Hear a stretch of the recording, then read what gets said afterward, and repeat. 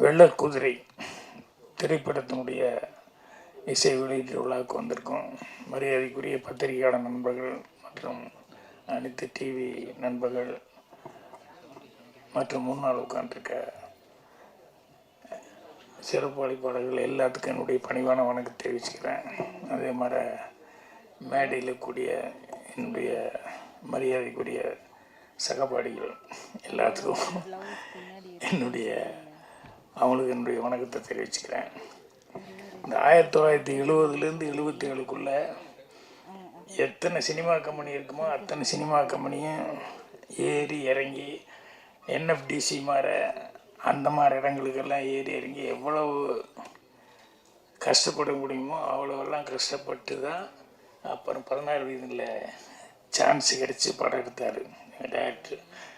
அதே மாதிரி இந்த கிழக்கு போகும் ரயில் 2வது படம், அதுக்கு மெட்ராஸில் இருக்கிற எத்தனை ஹோட்டல் இருக்குமோ எல்லா ஹோட்டலையும் ரூம் போட்டு எல்லா பக்கம் டிஸ்கஷன்னு சொல்லி போய் ஒவ்வொரு 10 நாள் உட்காந்து சரியாக வரல மறுபடியும் ரூம் மாற்றுவோம் அப்படின்னு சொல்லி அதுக்கப்புறம் எங்கள் டைரக்டர் சுத்தமாக மனசு விட்டார்.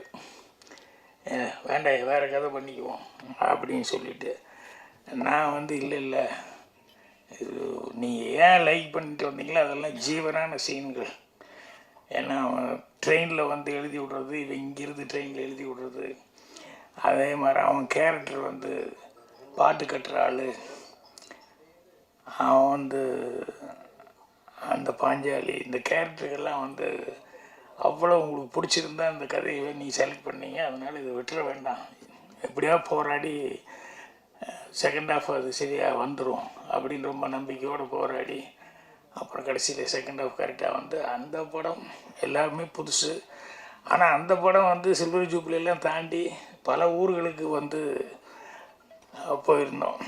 எதுக்குன்னா இதெல்லாம் நம்ம ஹரிஷ் ஓரி இவருடைய கஷ்டங்கள், அவர் என்னென்னலாம் 13 வருஷமாக இந்த கூத்துப்பட்றையில் மட்டுமே அவர் முயற்சி பண்ணிக்கிட்டு இருந்து நடிக்கிறது ஒன்றுக்காகவே ஊர்லேருந்து என்னென்ன சிரமப்பட முடியுமோ அத்தனை சிரமம் பட்டு இன்றைக்கி இந்த வெள்ளக்குதிரை இந்த படத்து மூலமாக எல்லாத்துக்கும் தெரிய அளவு வந்திருக்கு.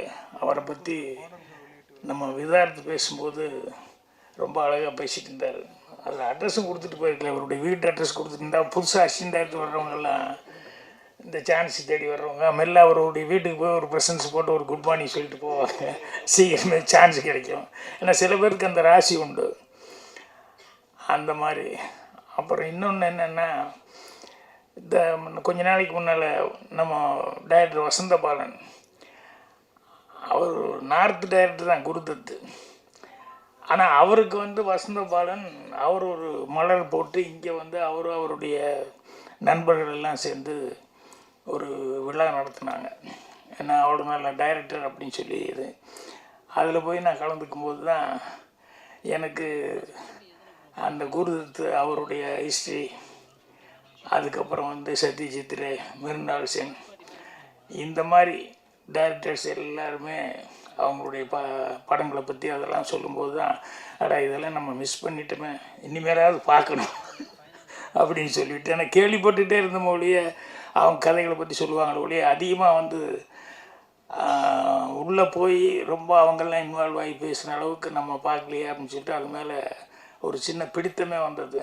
அது மாதிரி இந்த ஓரி 13 வருஷம் இந்த கூத்துப்பட்றையில் போய் இத்தனை வருஷம் கஷ்டப்பட்டுருக்காங்க போது அதையும் கொஞ்சம் நம்ம பார்க்கணும், அந்த கூத்துப்பட்றை என்ன அப்படிங்கிறது அப்படின்னு. அவர் எவ்வளோ தூரம் கஷ்டப்பட்டுருக்காருன்னு கூத்துப்பட்றையில் நானும் செல்வமணி சிரிச்சுக்கிட்டு அவர் இங்கே சாஷ்டாங்கமாக விழுந்தார். ஓ இப்படியெல்லாம் ட்ரைனிங் கொடுக்குறாங்களா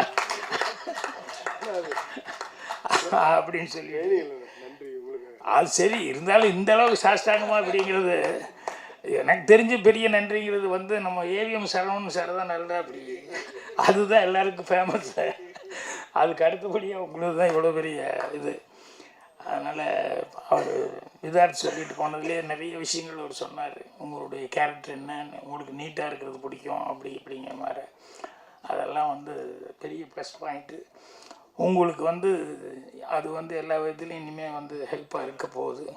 அதுக்கு என்னுடைய வாழ்த்துக்களை தெரிவிச்சுக்கிறேன். ஏன்னா அந்த இடத்துக்கு போகிறதுக்கு ரூட்டே இல்லை இவங்க போன காலத்தில். ஆனால் அந்த 13 கிலோமீட்டர் வந்து கிட்டத்தட்ட ஒரு 5-6 தடவை ஏறி இறங்கியிருக்காங்க. கேமராமேன்லேருந்து எல்லாருமே, டைரக்டர்லேருந்து எல்லாருமே ஏறி இறங்கியிருக்காங்க.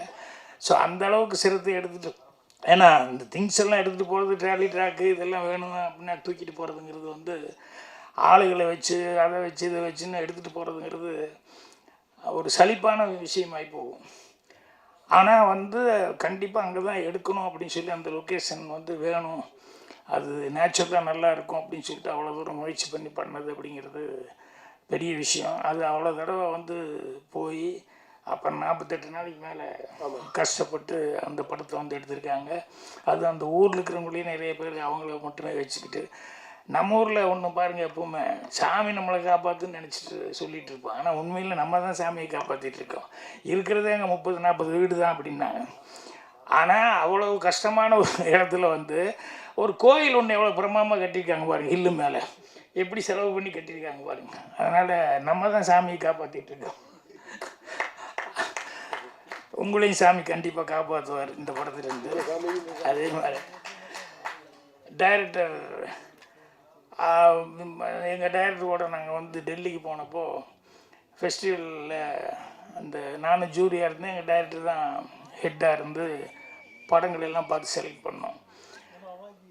அப்போது எதோ படங்கள்லாம் வந்துட்டுருக்கு, கரெக்டான தமிழ் படம் வந்து வரல. எங்களுக்கு ஒரே அப்செட்டு. டெய்லி போய் பார்க்குறோம், அதை பற்றி அந்த ஊருக்காரங்க அவங்கெல்லாம் பேசுகிறாங்க, பிடிக்கிறாங்க, நாங்கள் பேய் மொழி முடிச்சுட்டு உட்காந்துருக்கோம்.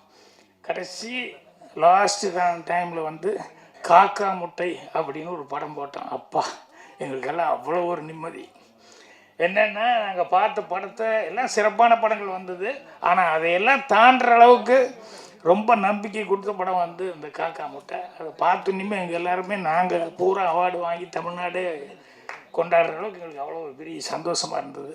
அந்த காக்கா முட்டை படத்தினுடைய உதவி இயக்குனர் அவர். ஸோ எந்த மாதிரி ஒரு டைரக்டர் எந்த மாதிரி இடத்துக்கு வந்திருக்காரு அப்படிங்கிறது இங்கே வந்து 2 முகங்களை பற்றி அழகாக சொன்னார். ஒரு பத்திரிகையாளர் முகம்னு ஒன்று சொன்னார், இன்னொரு முகம்னு சொன்னார். அதில் அவருடைய முகம் ரொம்ப நல்லா தெரிஞ்சது. அதே மாதிரி இருக்கிற டெக்னீஷியன்ஸு, அவங்க கோல்டு மெடல் வாங்கினவர், அவர் வந்து சான்ஸ் கிடைக்குமா அப்படின்னு சொல்லிட்டு கோல்டு மெடல் படிச்சுட்டு இப்படி வந்து யோசனை பண்ணிருக்காரு. கேமராமேன், இவங்கெல்லாம் கஷ்டப்பட்டுருக்காங்க. கண்டிப்பாக அவங்களுக்கு எல்லாத்துக்குமே ஒரு நல்ல எதிர்காலம் இருக்குது. அப்புறம் இவங்கள பற்றி விசாரித்தேன். அவங்க மராட்டி அம்மா, அப்புறம் பார்த்தா ஆனால் டாக்டரு, அப்பா வந்து கர்நாடிக்கு டீச்சர் நினைக்கிறேன், அவர் வந்து மலையாளி. அப்புறம் இவங்க பிறந்து வளர்ந்ததெல்லாம் பாண்டிச்சேரி, ஆனால் பேர் அபிராமி.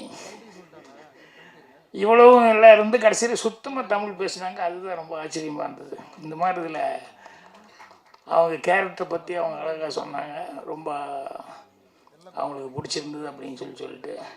ஸோ இந்த படத்துக்கு வந்து மெயினாக சிவா பேசும்போது சொன்னார், ஏதாவது சின்ன படங்களுக்கெல்லாம் நான் வந்து பண்ணேன், நான் வந்து இவ்வளோ தான் ஃபங்க்ஷனுக்கு வர்றேன் அவ்வளோதான். ஆனால் ஆக்சுவலாக பார்த்தா செல்வமணிலேருந்து தனஜனிலேருந்து சிவாலேருந்து உதயகுமார் இவங்க எல்லாமே பேரரசு எல்லாமே இதை தாண்டி அந்த சின்ன படங்களை எப்படியா கொண்டு வரணும் அப்படிங்கிற முயற்சி இருக்குது பாருங்கள்.